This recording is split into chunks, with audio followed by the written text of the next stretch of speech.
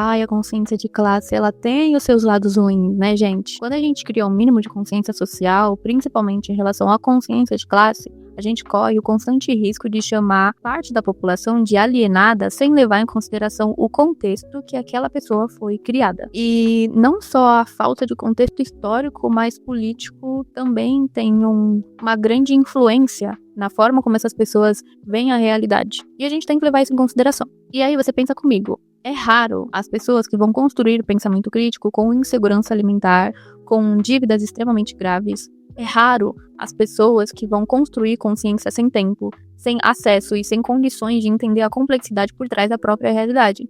E quando a vida inteira gira em torno de sobreviver, é normal que o poder aquisitivo pareça muito mais importante do que a consciência, porque a urgência engole tudo. E estando em um sistema capitalista que, novamente, visa o lucro em detrimento da vida, o que mais vai parecer importante senão o poder econômico? E não só a nossa vida reforça isso, mas a vida dos nossos antepassados também, que muitas vezes faz a nossa realidade parecer muitas vezes melhor. É justamente por isso que tanta gente defende estruturas que prejudicam a própria vida, como a meritocracia, por exemplo. Não porque ela escolheu a opção sabendo exatamente o que significa meritocracia na realidade que a gente vive, mas porque, provavelmente, ela não tem tempo, acesso ou estabilidade suficiente para entender de onde essa ideia vem e quem ela afeta. E é aí, por exemplo, que a história entra. Hoje, muita gente, inclusive jovens da nova geração, acham que revisitar o passado, a história, não importa porque já passou, né? Mas como a gente vai entender o presente sem entender o que construiu ele?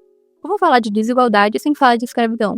Como eu vou falar de racismo sem entender como que ele foi usado para construir as estruturas do sistema atual? Como eu vou entender a pobreza sem olhar quem historicamente foi impedido de ter terra, escola, moradia, dignidade? Ou seja, a consciência ela não nasce do nada. Ela precisa de tempo, ela precisa de descanso, acesso e principalmente da possibilidade de pensar além do desespero.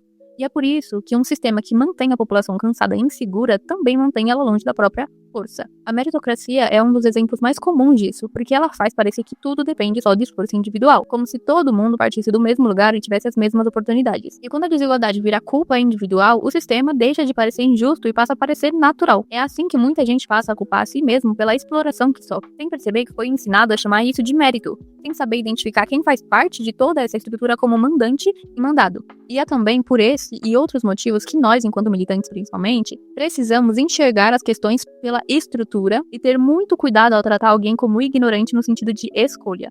Porque, na maioria das vezes, a realidade que produziu esse pensamento é muito mais profunda do que parece e a gente sabe disso.